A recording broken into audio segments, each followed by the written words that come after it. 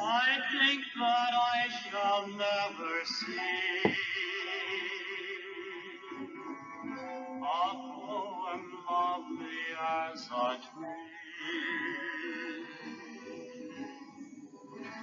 tree whose hungry mouth is pressed against the earth's sweet glowing breast, a tree that looks at God all day and lifts her leafy arms to pray.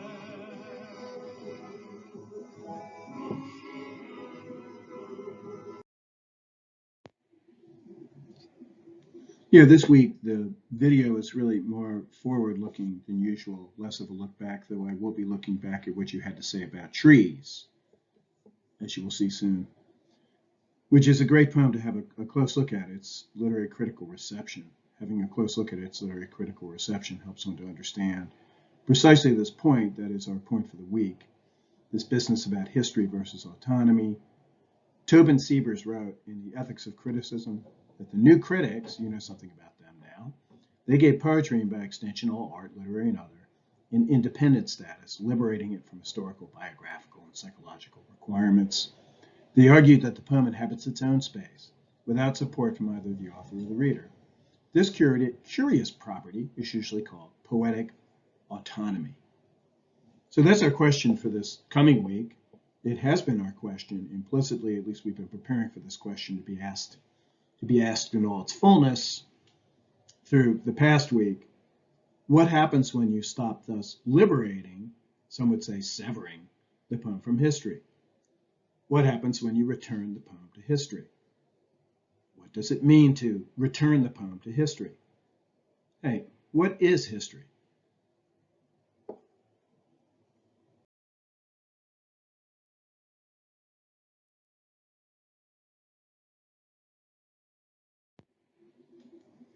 Let's reread it. Let's reread it together. All together now.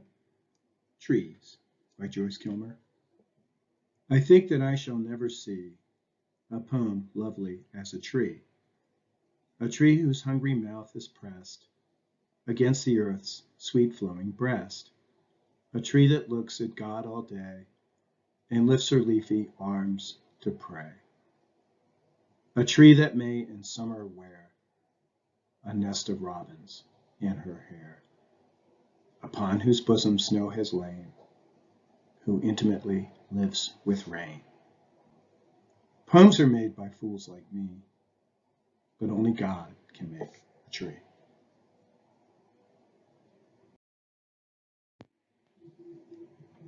The earth's sweet flowing a tree that looks at God all day and lifts her leafy arms to pray.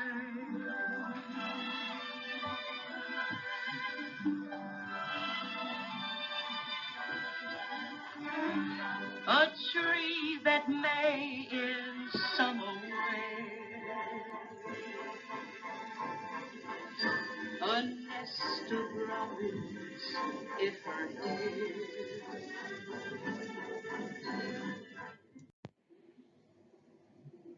Now, how could anybody find fault with that beautiful poem? Four of my favorite lines, about midway through the poem: a tree that looks at God all day and lifts her leafy arms to pray, a tree that may in summer wear a nest of robins in her hair. How can anybody have a problem with this? You must be wondering, right, how this could happen. But then again, turning to what you had to say on the discussion board. I mean, the problem with the poem, according to the new critics, is that it makes for a pretty weird tree. It makes for a pretty weird woman, right? When we look at the imagery, we try to combine it, right? When we follow the imagery and the patterns of imagery, look for a pattern of imagery in the poem, we see something that falls short, right? As Maria said, the problem of the poem is that it neglects the relationships within the text, and that is the relationships between the different, discrete, little two-line stanzas, which, by the way, when the poem is, most of the time when you see the poem represented orthographically on the page, it breaks into little two-line couplets, right? And rhymes accordingly. And these natural little units, these couplets, okay, kind of stand out as little units unto themselves. And kind of naturally, kind of stir us to make a little leap from couplet to couplet. And one feels, according to the new critics, and I'm going to actually quote some new critics here in a moment, one often feels that the little leap is a leap indeed, and that what has happened, what happens in the middle of the leap is a forgetting on the part of the poet of what the poet just said in the previous couplet. So weird trees produce a weird tree. I'm going to quote Vince Guerra in this moment in a wonderful little article that appeared in 2013 in the New York Times. He writes, of course, Trees is a notoriously awful poem. It is sing-songy and saccharine. Its imagery is preposterous. It is harsh, huh?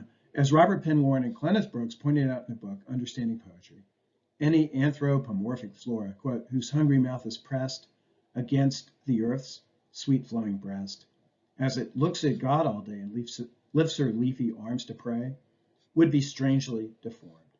Indeed. And the plate, a couple plates back, I pulled out two of the stanzas, separate stanzas, right? Little rhyming couplets. I pulled two out that I thought I liked. And I think one of the reasons why I like those two, a tree that looks at God all day and lifts her leafy arms to pray, a tree that may in summer wear a nest of robins in her hair, two plates back, is that these two couplets do fit together nicely, right? You get the image, tree looking up at God, lifting her leafy arms to pray, and that tree happens to be wearing in her hair, right? This, again, it's the image of the woman, really, that is strangely deformed. The woman behind the tree, right, to whom the tree is compared in an extended fashion. That woman wears a nest of robins in her hair, right? And that seems to fit. It's that this business about the hungry mouth that I think throws people.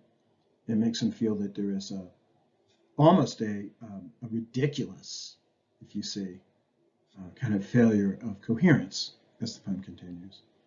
To such a degree that this poem, The Thing, as Vince Guerra calls it, The Thing, has yielded innumerable parodies. I think I shall never see a billboard lovely as a tree. Indeed, unless the billboards fall, I'll never see a tree at all.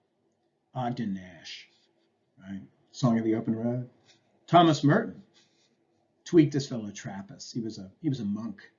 He was given to literary endeavors, right, for trading briskly in their popular food stuff, cheese.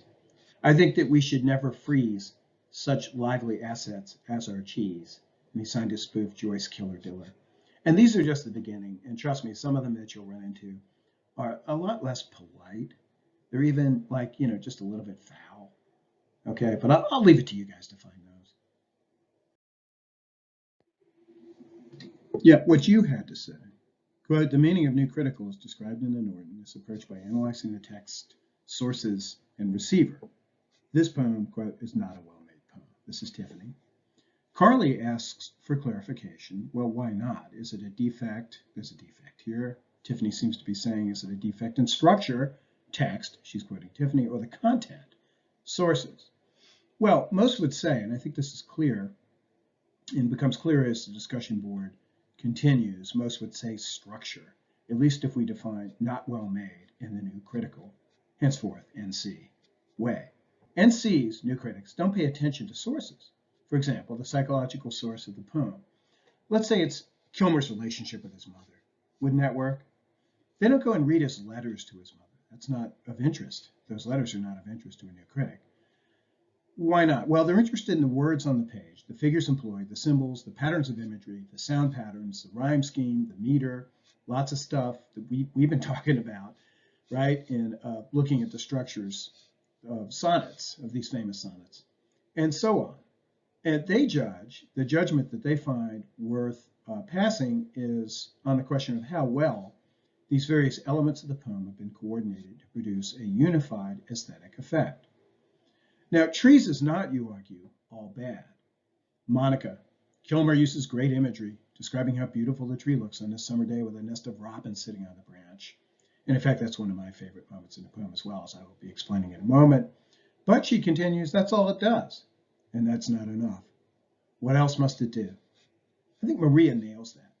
Quote, trees does show some imagery and symbols, but I think it's missing the self-referential aspect. Decline concurs. It lacks a self-referential contained aspect. It neglects, quote, the relationships within the text. The relationships within the text. The relationship between the discrete images matters. That's the premise. That's the enabling premise of the new criticism. The images, powerful in themselves, must be brought into powerful conjunction.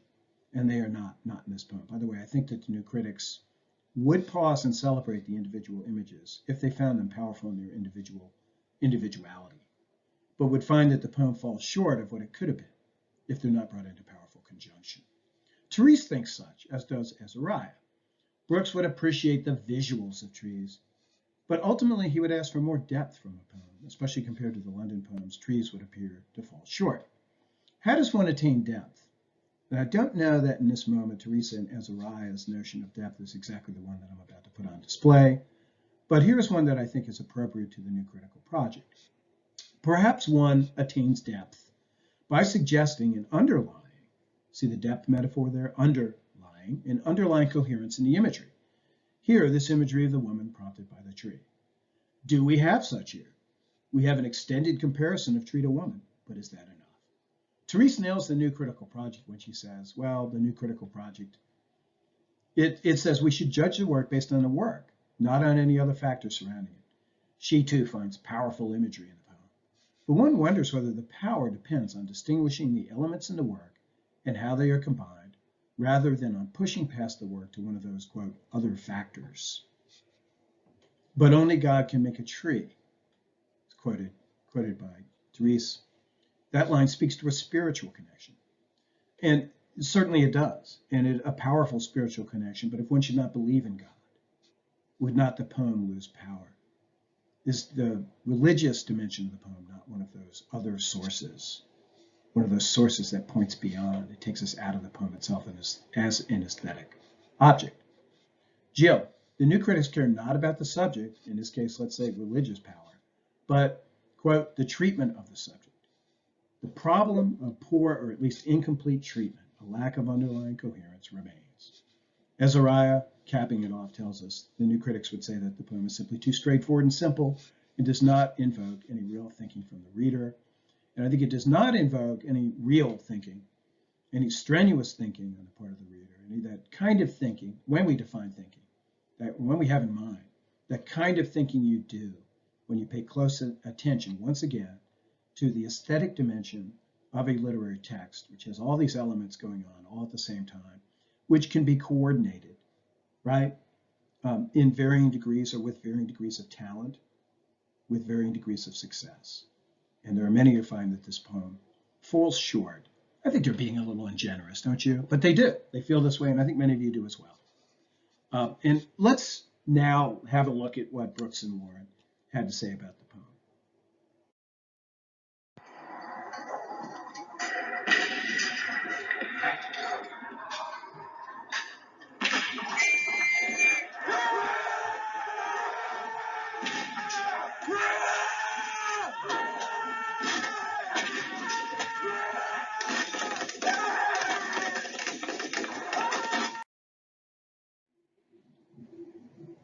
Joyce Kilmer, The Man Who Wrote Trees, surely one of the best known and loved poems in the language, had a Wisconsin connection.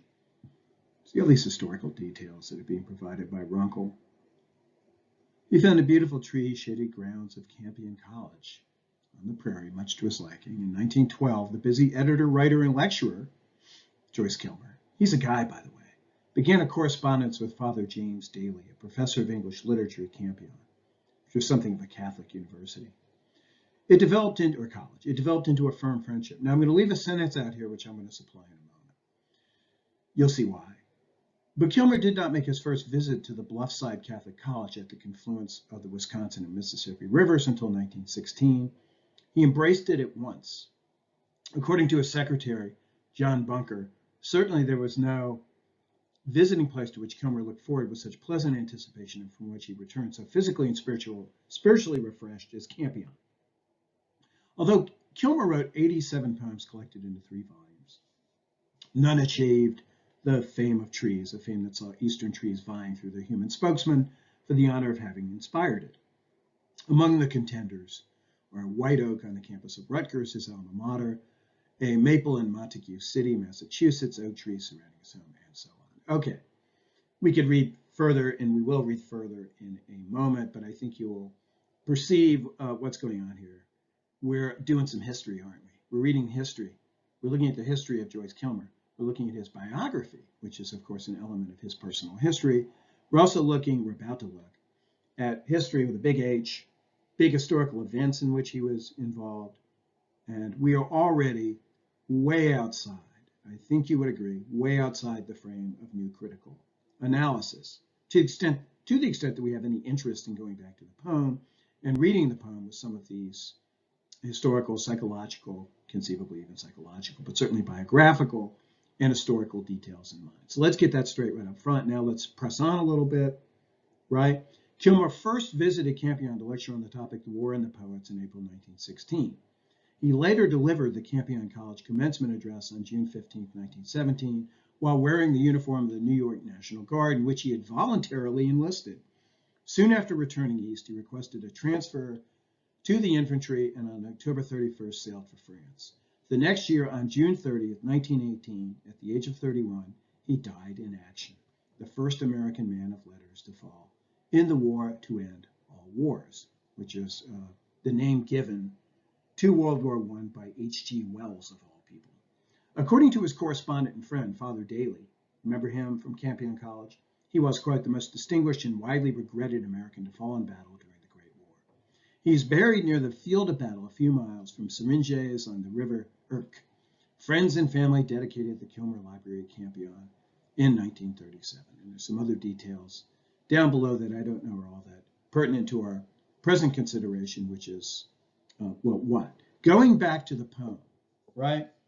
Going back to the poem with some of these historical details in mind, could we not say that the problem with the poem, the discontinuity between the separate couplets, the little rhyming couplets which make up the poem and those little 2-line units, the discontinuity in imagery that leads to the weird tree, the strangely deformed tree, and the more strangely deformed woman, right? Which really, I think that's what we're talking about. I think it's really like in the image, right? The image that the tree is plotted out against the details of the tree, which is a woman, an extended comparison between the tree and a woman. It is that image of the woman that becomes so strange, right? And that inculcates in us a sense of, to the extent that we're paying attention to the poem as a symbolic and figurative enterprise, we feel that there is almost laughable incoherence as the poem proceeds. Is there not a way of explaining that ridiculous incoherence by way of these details? And here's one. Try it out. See what you think. Okay? Kilmer was an early victim of shell shock. What do you think of that? Shell shock.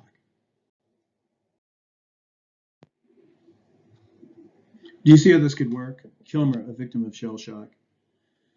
Kilmer, a victim of shell shock, unable to put one word in front of another, actually does pretty well within the small unit of the couplet, doesn't he? It's just that when he tries to move outside of, beyond this relatively small unit of poetic meaning, he has difficulty. He extends the metaphor, right, of the tree to the woman, but he cannot really sustain the imagery from rhyming couplet to couplet. Let's call them all in each little stanzas.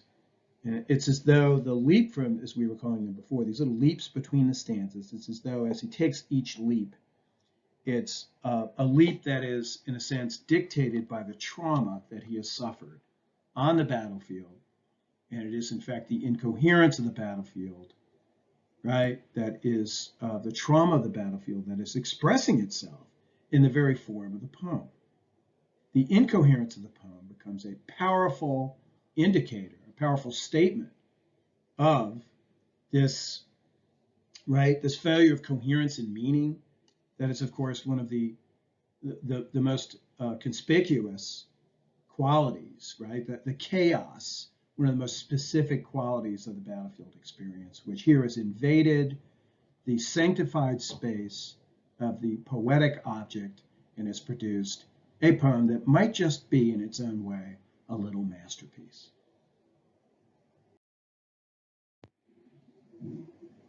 Okay, cool.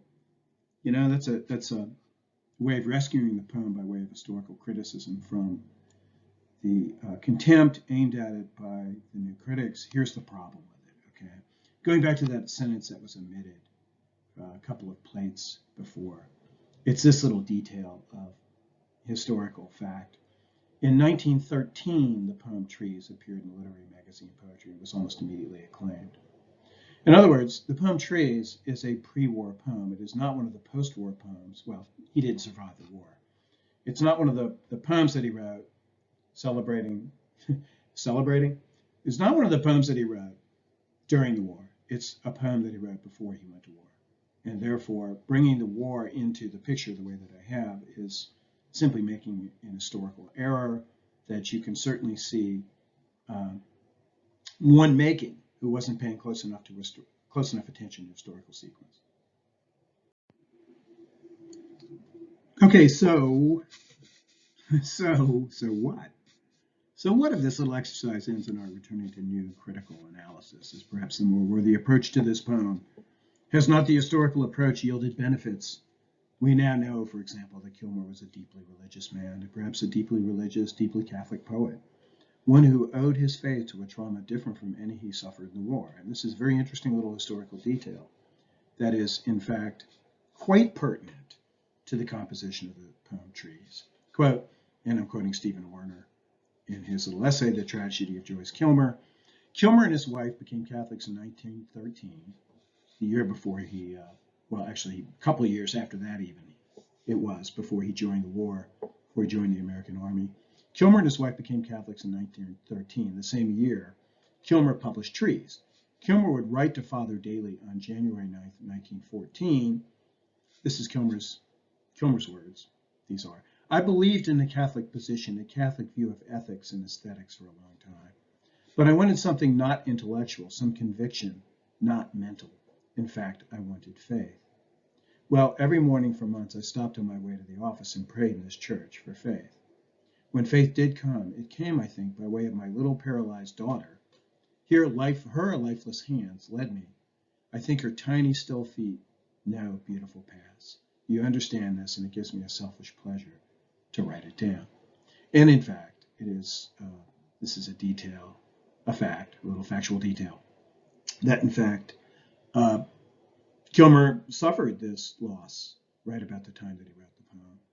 And you can see how a kind of persisting, can you not, see what comes out of a persisting faith, speaking of faith, faith in, literary critical faith, in the at least conceivable potential value of historical awareness, historical investigation, historical research into the biographical backgrounds of the composition of a poem might just dig something up after all, okay? It's not the war, it was a different species of trauma that very probably had an effect upon the composition of this poem. And I don't know about you, but I'd kind of like to, at this point, go back to the poem. Go back to the poem and imagine it as the product of someone who has just suffered this kind of loss. And I think it could open up the poem in all kinds of interesting new ways that might not be open to new critics and the new critical refusal to consider history. So that's enough for this time. I've given you quite a few plates. I don't think it's the longest one of these videos that you've had to watch, but I think it's gone on long enough. So keep your eyes open for the discussion board for this week, as well as the granular modular schedule, which has not yet been posted, but it probably will have been posted by the time you watch this. So take care.